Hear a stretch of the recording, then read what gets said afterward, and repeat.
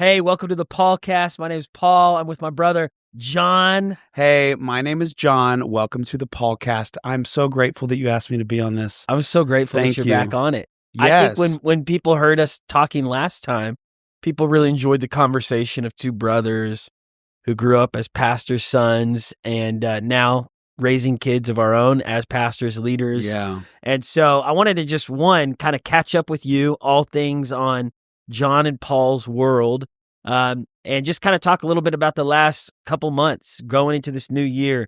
What's new in John's world? Well, okay. So, yeah, hopefully there's no pressure for me to perform because I'm not very good at that. But no pressure. Yeah, no pressure. Performance. Okay. So, well, the last person you had on this was Christine Kane. So it's like, how are you going to follow? She is amazing. Speaking of her, we just got out of, depending on when you're watching this, we're recording this the first week of February 2025. We just came out of Victory Conference and, some really amazing people who spoke. And if you haven't heard them, I think they're on the podcast. They're on the podcast, but they're also, all their sermons are on YouTube. So you can go back and listen to them. Go back and listen to them. Oh my goodness. Who was your favorite? I mean, I'm going to have to say Bill Johnson. Bill Johnson. And I enjoyed everyone else, but certain years, certain things just hit. Has anyone ever asked you what's your year? What's your word this year? Yeah. Okay. There's been time I won't have a word. Like a few years ago, I got an image. Like what was it was a horse. Nice. Running. And we did. And that was when I told Kyle Magnaya, our designer, Yeah. I was like, for Victory Conference, we're going to do horses. Because Because it was like horses with a blinder on it. And I was like, and so some years that was one of my favorite videos we ever made. Like for, the branding for for conference, where it was like about horses and yeah. So, and some years I'll get a color. Like I remember when I went through, a devastating moment in my life. I did not know that you as a person, your favorite color can change. My whole life I've loved blue, and then in 2020, like after COVID, 2021. Like when it hit 2021, the color that came into my mind I could not get rid of is a deep, dark green. Nice. And I was like, okay, so that's your new favorite color. It became my new favorite color. Like this plant right here, dark green, or yes, darker than this? I would wear that plant as pants. The plant as pants. Just kidding. But anyways, and then you look up the meaning behind that, and it was like growth or certain things like that, but deep growth.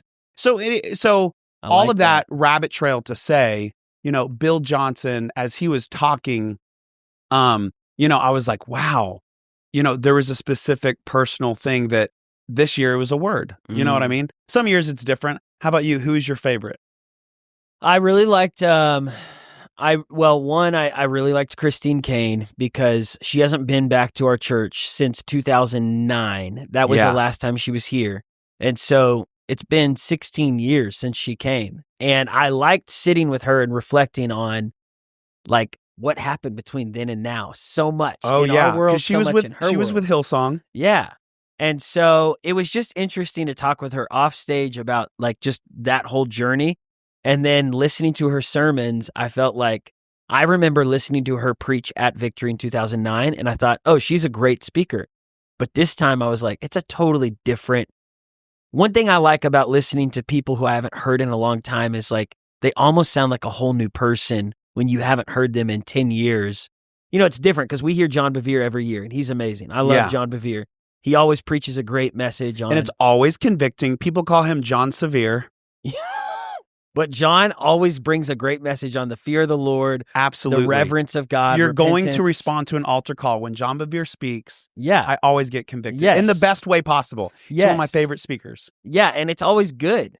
But then when you take, let's say, like at Victory, we like to bring people back. I don't know if every church is like ours, but I feel like our church, we like to bring back voices that become like consistent voices in our church. Yeah. Bill Johnson has now come 3 years in a row. He's kind of a consistent voice. Yeah. Christine Kane, though, hasn't been in a long time. Okay. And so that, to me, I think in the conference, I look at all of them and I was like, I really liked her message. It was really, her night message was about faith. Her morning message was about really her testimony. Yeah. And her morning message, I think, hit home with, we had a lot of high school students Yeah. and middle school students in that morning session. Those of you guys who don't know, Victory is an entity where we have a camp, two dream centers. Yeah. We have 3 campuses, our central campus, Manford campus, and North campus. There's a Bible college, and there's a pre-K through 12th grade school. So if you're listening and you're not in Tulsa, Oklahoma, and you're like, all I know is Pastor Paul, Victory is an entity. So in the mornings, we had how many hundreds of students joined for the morning session? Well, we had like 1,000 students from our school there. Yeah, which we had basically 3rd grade all the way through 12th grade in the room. And the fact that the kids were able to be exposed to someone like, I mean, who gets Christine's cane to speak in their high school chapel? Yeah. Like it was a really special moment. No, but so it was good. Okay, now let's talk. You shifted it off yourself. Talk about you. What's going on in John's world? It's just not exciting. Okay, actually it is. I will say this. Things don't have to be exciting for other people for them to be fulfilling for you. Yes. You know what I mean? Yeah. And so, it's not probably going to make an Insta story, but me making food with my kids on a Friday night, and it's like I love spaghetti, which is next level cooking for me. But that is the best thing I think in my life. I made a decision that I am going to coach my kids in sports. Even if I don't know the sports. Guys, you can ask Paul. I'm probably one of the worst basketball players to ever play. No, he's great. But that's a lie. I'm not great. You always had a really good jumper off the backboard. Yeah. Stop, no. I would fake to the right. Karl Malone. Dude, yeah. And then Dallas traded me to the LA. They call me Luka. If anyone doesn't follow sports who listens to this, just look up. Anyways, so you used to foul me a lot when we were growing up. I only fouled. That was my calling. I actually thought I missed my calling because I was like, I could have gone to college for fouling. Yeah, you used to call yourself the Foul You Pack. The Foul You Pack, baby. So anyways, you coach your kids. You got a daughter, kids, 2 boys. And yes, in basketball, they also did wrestling with your boys. Both of our boys did wrestling and basketball, which is in the same season. Yeah. And it was crazy to go to a wrestling tournament in the morning and then have to change them to make it to a basketball game in the afternoon. My daughter's doing voice lessons with Miss Virginia, who's a worship leader at Victory Worship. And, it's cool. So my daughter Blythe, I get my kids on the weekends, Thursday through Sunday, and my daughter Blythe, she has a CeCe Winans CD that she listens to every night before she goes to bed. And she's had that CD now for 3 years. CeCe's coming back to Victory. CeCe Winans is coming back to Victory in March. And we're giving away CeCe's pizza that night too. CeCe's and CeCe's. We're not, but you should come to CeCe Winans at Victory. Anyways, so my life revolves around taking my kids to things, but I just cannot sit. Like my daughter makes me go out of the room during her voice lessons, but I watch the window and I breathe and make fog bubbles on the window. And she always waves me away like, Dad, stop. Is she enjoying singing and stuff? She's getting into it. She brought it up. She was like, come on. Because I've talked about it. I forced her in piano lessons, kind of like how mom forced us. Our mom forced us to do piano. Now it worked well with Paul. It worked well with Ruth and Sarah. It worked so bad with me. My keyboard teacher, she said, she was like, you are the worst person I've ever taught. No, she didn't. Yes. Yeah. And at that you time, said your fingers were so like. My fingers were sausage fingers. They were so fat, I would hit 2 keys at one time. And my mom was like, you should stop popping your knuckles. That's why they're so big. We still pop our knuckles. Do you still pop yours? Yes. In fact, that's a bad habit. And then my kid's mom, they were like, well, Mom said that we don't want to pop our fingers or else they'll get thick. And I was like, I did it. And look at mine. And they go, ah! Because I turned out okay. Speaking of that, okay. Someone asked me, they were like, are you guys going to put your 3rd grader Benny in tackle football next year? And I was like, I want to. Ashley doesn't want to because she saw the movie Concussion with Will Smith that came out 10 years ago. And she has these nightmares about kids having concussions, having brain injuries that guys. Listen, I tell Ashley. I could get on a soapbox. But about hear me this, out but on I won't. this. Hear me out on this. Say I it. go, Ashley, I busted my head open 3 times apart from football as a kid, and look how I turned out. And she looked at me and she goes, exactly. And I go, wait a minute, what is that supposed to mean? I'm a successful man, I'm a good guy. And she was like, yeah, but sometimes you are a few French fries short of a Happy Meal. Sometimes you're a little spacey. And I'm like, okay. A few French fries short of a value pack. Yes. But, I don't know. I think sometimes we are like going back to the whole idea of like, look how I turned out based on these things. I do think we need to let our kids try some things that they may not succeed in. They might get hurt a little bit. They're going to get hurt no matter what. That is so healthy. I believe this.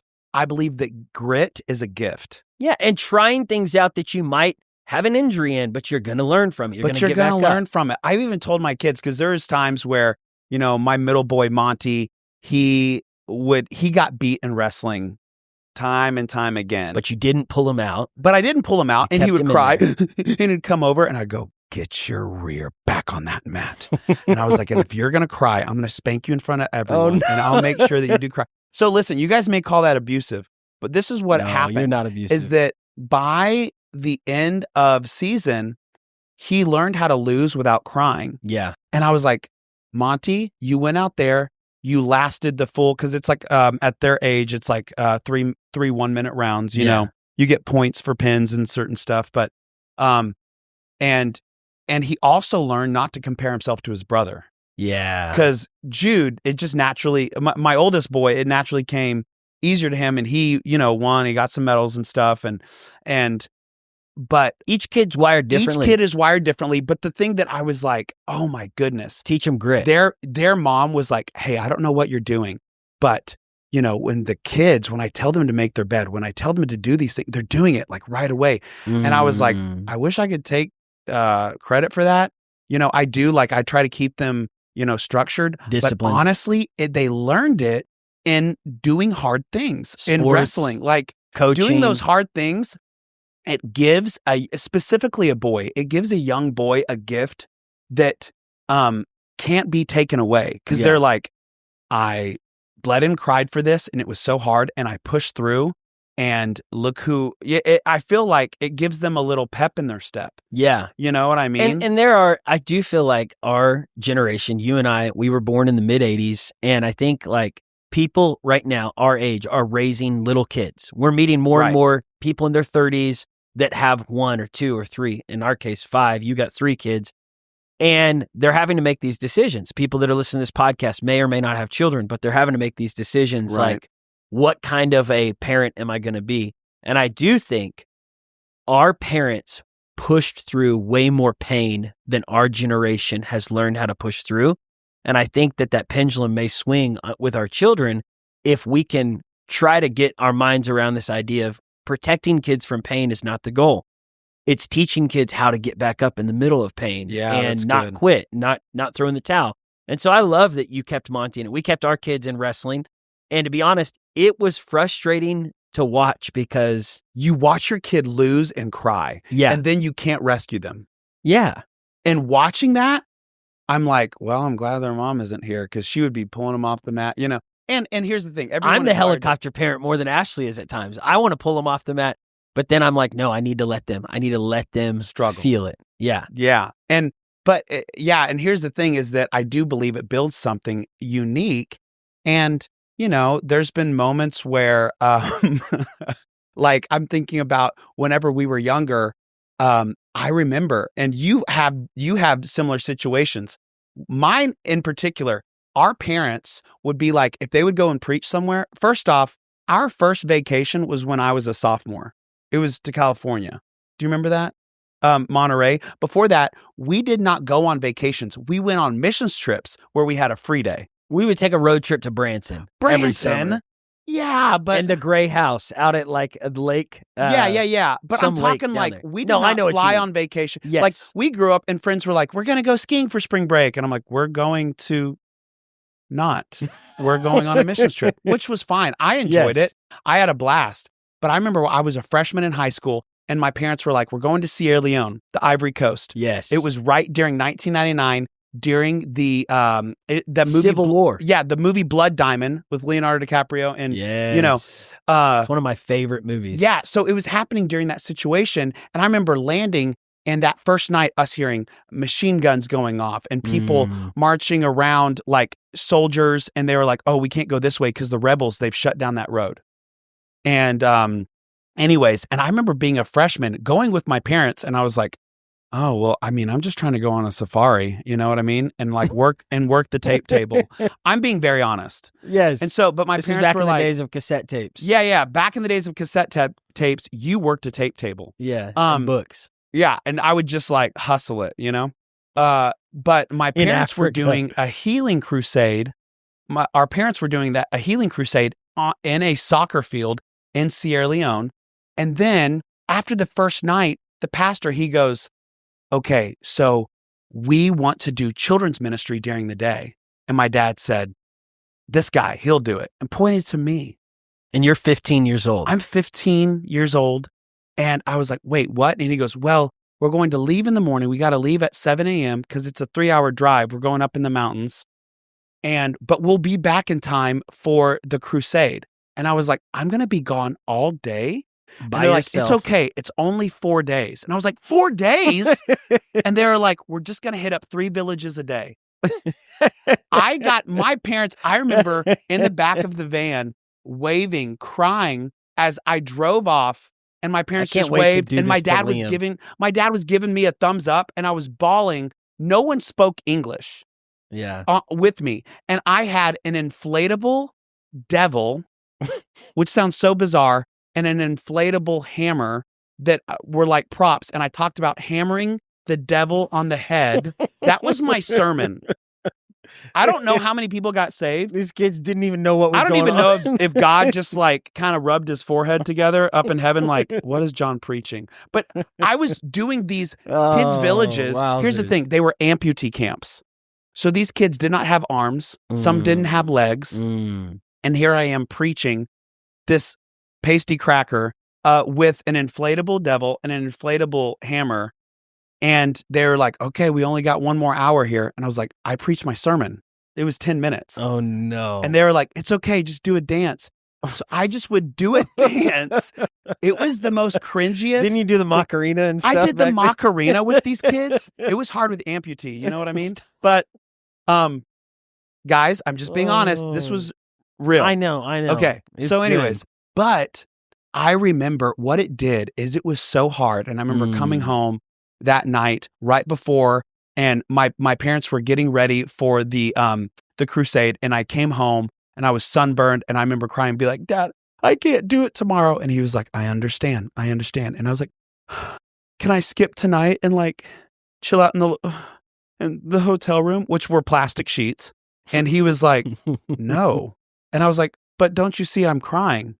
And he was like, "Okay, well, I love you, and you're going to do great tomorrow." And I did it. Come on. I remember, like, I just was forced to do that. And I remember coming back from that trip and sitting around other 9th graders. And they're like, "We went to Aspen and we went skiing."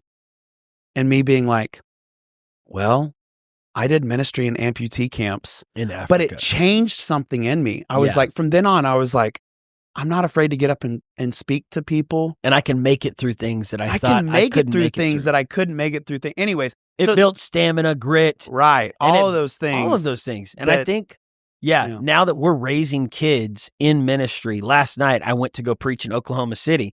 And Where at? Hope is Alive. Hope is Alive Church. No, not a church. Just kidding. So they're a nonprofit organization that gets people out of addictions. Oh, very cool. They work with people that have, been addicted to cocaine and alcohol and all the sex addictions, drug addictions, all of it. And so they asked me to come speak to their staff. Well, I was like, "Yeah, I'll come. Can I bring my sons with me?" And they were like, "Yeah." So I bring Liam and Benny. Mac was not feeling good. So I'm driving from Tulsa right after school to Oklahoma City. And Liam and Benny are like, "Now, what are we doing?" And I was like, "You guys are going to be here with me, and Daddy's going to preach." And they're like, "Who are you preaching to?" I was like, "I'm preaching to staff members who work with people that have been addicted."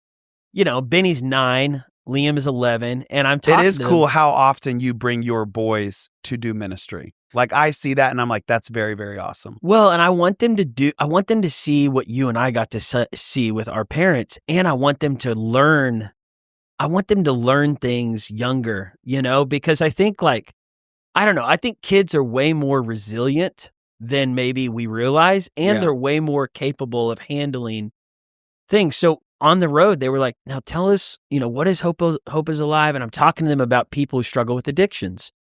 And, immediately they start referring to movies that we've watched as a family where they noticed someone in the movie seemed to be battling something that was painful in their life. Like we watched a wrestling movie the other night called Unstoppable on Amazon Prime. Good. And they were like, do you think that dad in the movie that was abusive to the mom was someone that Hope is Alive would take in? I was like, yes. I was like, they work with people that the world would say is a lost cause, someone who's addicted to drugs or alcohol and doesn't have a way vice. To make, yeah. But they're learning that at 9 and 11 years old. And they go to a Christian school. They live with a very, Christian family. But I want them to know the world is not as Christian as we are. Yeah. The world is broken. Right next door, we have people in our own town where we live on our street that are battling with addictions and strongholds. So anyways, we go to this place and, it's funny because they're giving us a tour and they're like, over here is where the men are, where the women are. Here's how we work with people that are coming out of addictions where they have to, basically go through a phase where they're having withdrawals and they're for 10 days, they're going through withdrawals without, and Liam and Benny are hearing this at a young age. And I'm like, boys, like these are people that God's called us to reach. This is also why you don't do drugs, Yeah. And so, anyways, but it was good. We got home at midnight. Afterwards, they wanted to go see a movie. So we went to a movie, which is not a good idea on a school night. On a school night, you went to a movie at midnight. We went to a movie at 9 p.m. in Oklahoma City, and then I got home at 12:45 a.m. Well, that's kind of cool. We went. I bet you they will remember that because you paired ministry with something fun. Yeah, I was trying to say like you can go do ministry and then go and then have fun. Go do something fun. And so we watched a movie. I'm a big supporter of that. Well, I feel like that's what our parents tried to do with us. Sometimes. Sometimes it wasn't always fun. We definitely do be doing ministry. Yeah. I don't know how much fun we had. But we did grow through it. Oh, yeah. No, I love our mom and dad, but I do think that that is a very special thing that you did with your boys because, I remember, there was a minister who spoke here and he said growing up, whenever they planted their church, it was a few conferences ago, he said whenever they planted the church, they had to go and set up really early and it was all day before they moved into their now sanctuary. And he said and he goes, that was the only day where we got McDonald's. And he said, so I made, and he was like, we got donuts in the morning and McDonald's at lunch. Yeah. And he said that was the only day we did that. And he goes, so I had my kids attach, ministry is also a treat day. Yeah. And I thought that was kind of a smart thing to do is like, you've attached something that is, people could say donuts aren't healthy and McDonald's isn't healthy. That's besides the point. I mean, I love both. I think the point is that you do something fun. You're partnering and you're like, doing ministry is so fulfilling and it is fun. Yeah. Yeah. So I think that's awesome you did that. Well, and it got me thinking too, this week in fact, tonight we're saying goodbye to our grand. Not goodbye forever, but goodbye from our city. And she's getting ready to move whenever you listen to this podcast. The Iru Daugherty. Yeah, I'll explain. Okay. This is your PAULCAST. Grand is 100 years old. She turns 101 this month. She is our grandmother. We call her Grand. She's been working with us on staff since 1986. She moved here in 86 when you were 2, I was 1.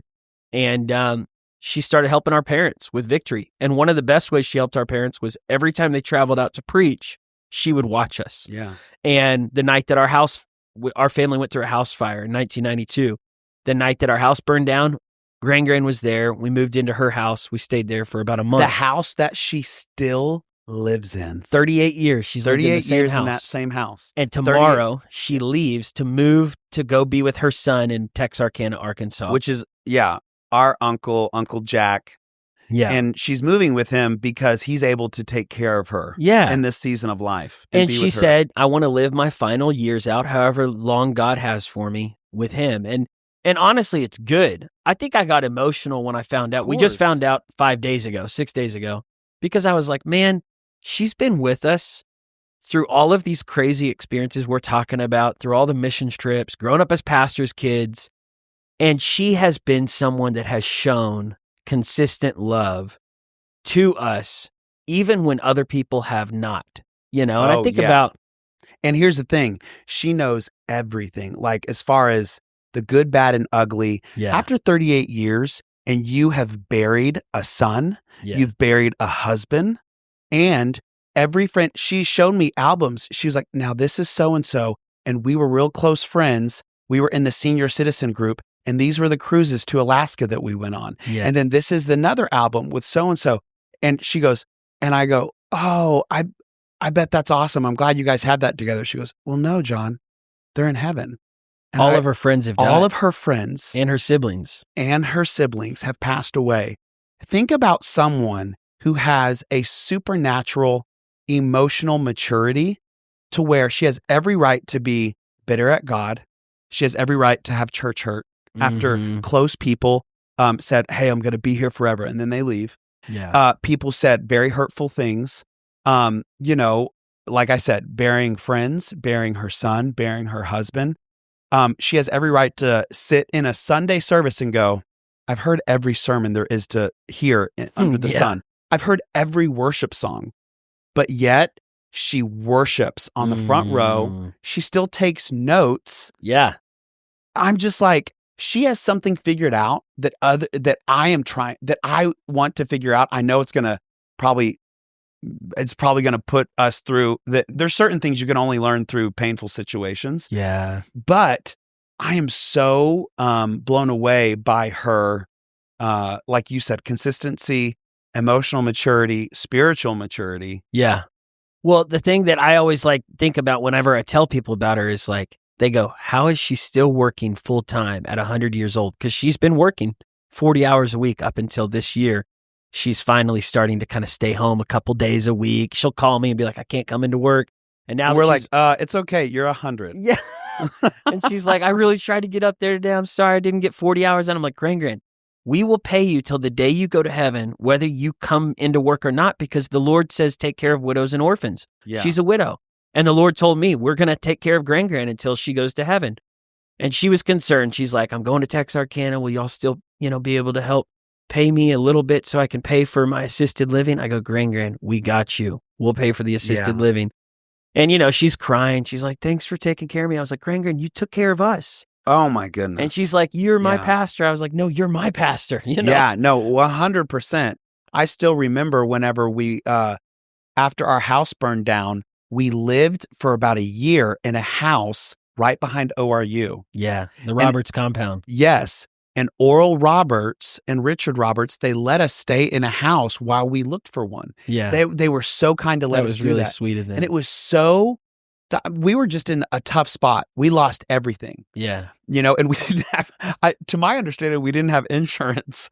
Oh, no. I didn't know that. Yeah. It's fun. You should talk to Mom about that. But anyways, but during that time, I remember that was when Mom and Dad were going back and forth to Russia. They were gone a lot. And Gran would watch us. And I remember Gran basically lived with us that year. She so did. And I remember I had one of those slingshots that the wrist rocket that wraps around. And I don't know what I was doing because I had it in the house and I was pretending. I just was always lost in my own world. And I remember holding it in front of a sliding glass door. And for some reason, I just let go.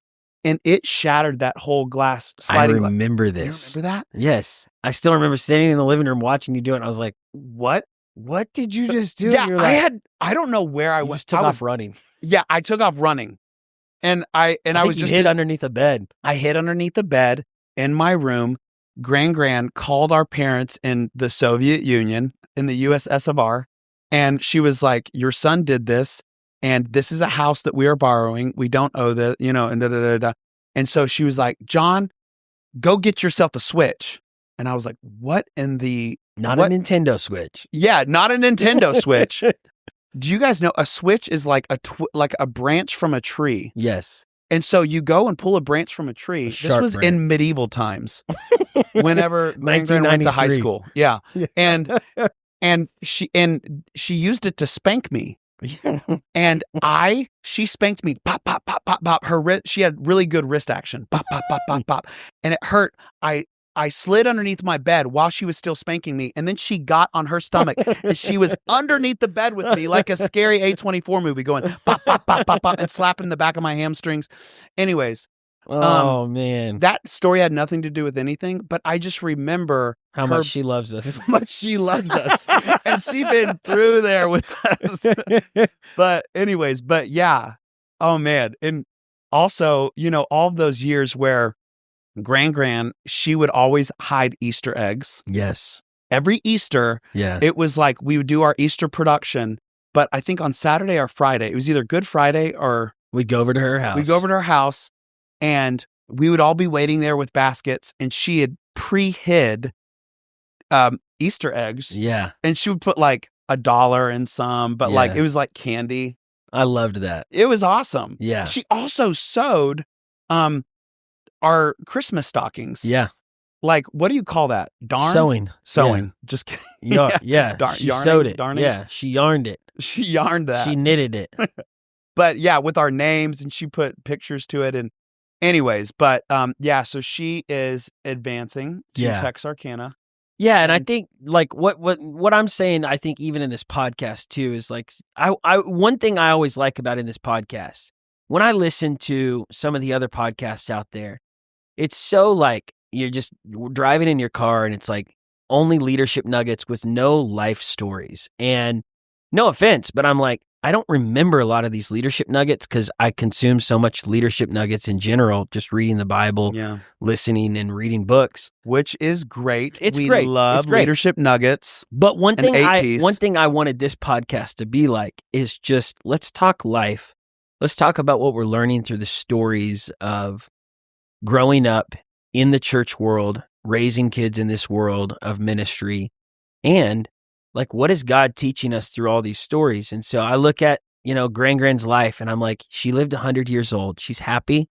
She's satisfied. Oh, yeah. And I think one of the biggest things you just said is that she chose not to live hurt. She chose not to be offended. And I think that's what she said to you. Yeah. Remember whenever you took over as pastor or whenever Dad took over, you guys were like, how do I make it? Yeah.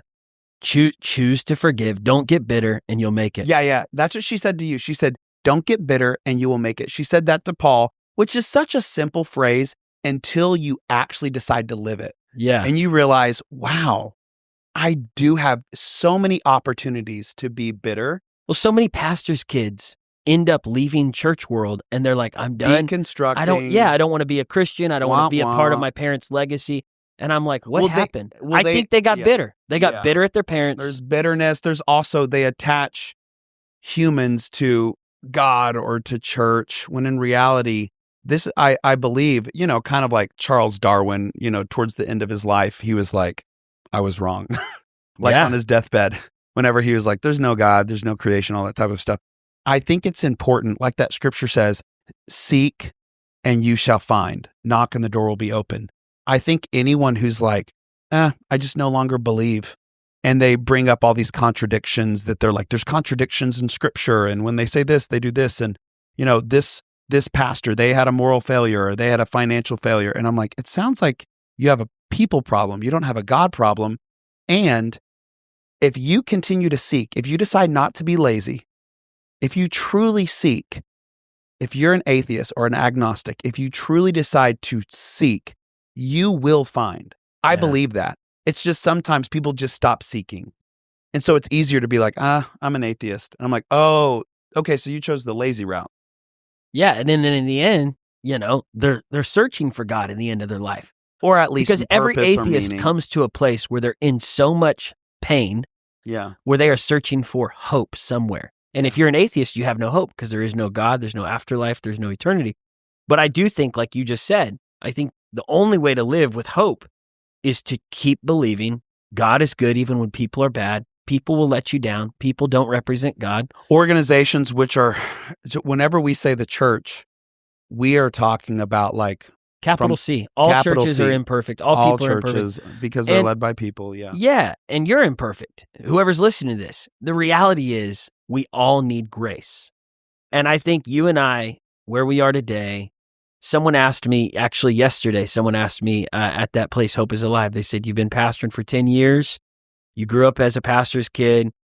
What's your take now on doing ministry? I said, well, I was way more critical and judgmental in my 20s than I am now. I'm way more graceful because I recognize, man, everybody needs grace. Everybody needs mercy. My parents need it.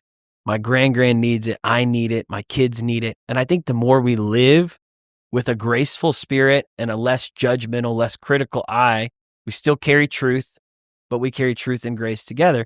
I think we can make it. And I think, as you're raising your kids, I'm raising my kids, we're watching grand's life come to the final last few years. I'm like, Lord, I just want to finish with a joyful spirit. I want to finish still worshiping when I'm 100 years old and not critical of the church. I want to finish still smiling on the front row as my great grandkids lead me into the Word of God and teachable. And so we'll end today with these last thoughts. John, you are one of the most teachable, humble guys I know. What do you think has kept you in that place of being teachable, humble, receiving, even when maybe you think you know better than other people? I don't know. I don't know about me being the most humble or teachable. I think that whenever I've talked to someone and it seems like they have their mind made up about theology, faith, I just am like, okay, well, what I'm getting ready to say, I don't wish this on any person, but when you bury a child, when you outlive a child, when you get a divorce, when you bury a parent, when you take care of a parent with Alzheimer's, all of those things, they begin to make you question what you believe in. And so I think that some people have not walked through something difficult, so they know what they believe. And so I think that sometimes God does not cause bad things, but God uses it as a gift to make you grow. Yeah. And I think that I've not always been where I'm at today, and hopefully I can continue to grow. But I think that through, there's two types of learners, people that learn from other people and that people that have to experience the pain and then be like, well, I just got hit in the mouth. I should probably do things differently. Unfortunately, I've been hit in the mouth several times and I've tried to learn from that. Yeah. So to answer your question, I just try not to waste trials. That's good. I try not to waste when bad things happen because I don't want to look at it as, oh, this bad thing happened. It doesn't sound hopeful, but I have found I've grown closer to God in those moments. Yeah. And it's really checked my heart to be like, okay. I also think what helps is whenever you always pray the Lord's will to be done. I have dreams and visions, but at the end of the day, I'm like, Lord, your will be done. That way you can accept disappointment. I can accept disappointment. And, and also I'm grateful that when I was in high school, God kind of showed me what I really, really want in my life and who I'm wanting to be. And so, what do you mean by that? Like how did that happen? It was on a senior missions trip. It was, I was a 12th grader and Jill Stafford, who helps with all of her dance choreography with productions, her and her husband, Ryan Stafford, who helps direct our productions. He's also a pastoral team guy. They led our trip. We had a bonfire. People were praying. People were, it was that emotional high where everyone's like prophesying. And I don't know if it's true or not, but for me, I got this very clear image of what I wanted of it. And I knew it wasn't from me because I'd never thought of it before. And I told Jill Stafford, I was 18 years old, and I was like, I feel like I'm supposed to boom, boom, boom, boom, boom. And to this day, she's like, I remember that. I was 18. I'm 40 now. And she's still, working with me.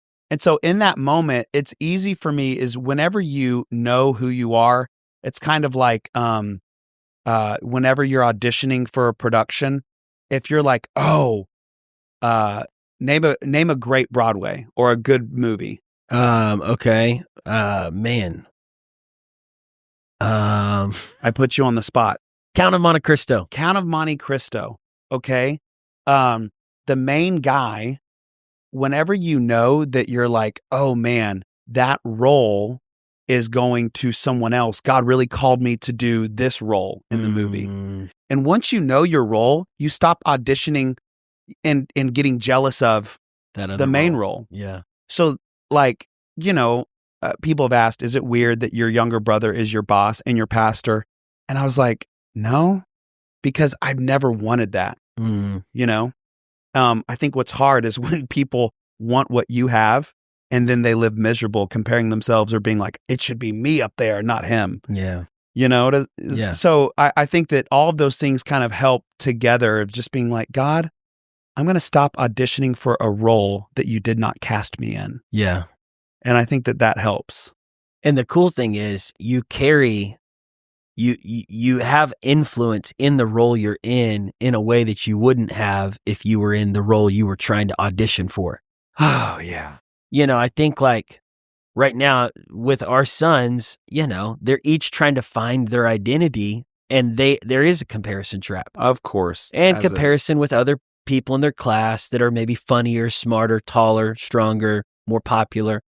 And I'm like, hey, God's going to use you in a way that he won't use them. And I think finding, like you just said, finding what is God wired me for, coming to grips with that, accepting that. There are days where I wish I was doing something different than this, but then I'm like, but God, if I was, I wouldn't be happy because you wired me for this. This is what I'm supposed to do, even on the hard days, on the days where it's maybe, not as easy to be me, not as easy to be you. But you would rather be you than be trying to be somebody else. Yeah. Speaking of that, during conference, Mike Todd showed up with a whole suitcase of clothes because he was like, bro, you need to change your wardrobe. He just said, Paul, you need to change. And Paul was like, we should never change. We should be ourselves. And Mike was like, except for you. Because you were in the green room when it happened. I was walking through the green room to a meeting. We were going to stop this podcast, but we're almost done. Just hang in there. But we will land the plane eventually. We'll land the plane. But yeah, Pastor Mike Todd came in. I walked in. Pastor Ashley walked in. She was going to a meeting. I was going to a meeting. And we were like, wait, why is there suitcases out and clothes out? And Pastor Mike Todd is in there. And Paul, those montages in a movie where people like try on something and it's like music and they're like, wah, wah, wee, and they're like, no. And they shake their head and they send him back in the changing room and they come back out with a new outfit. Princess Diaries, Mia Thermopolis. Dude, yes. My Fair Paul Lady. And Mike Todd was Princess Diaries. Prince Diaries. Whatever, Prince Diaries. Anyways, let's steer away from that. But long story short is that he was having Paul try on all these clothes. And I was like, this is literally David and Saul's armor. But, yeah.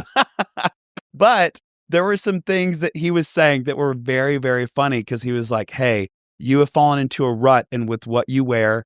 And Pastor Ashley has jokingly said some things from stage where she's like, Paul has a shirt that he has not thrown away in 10 years, a sweater that he likes to kind of like bring it back out every year, like a locust comes every 10 years that burrows itself into the ground.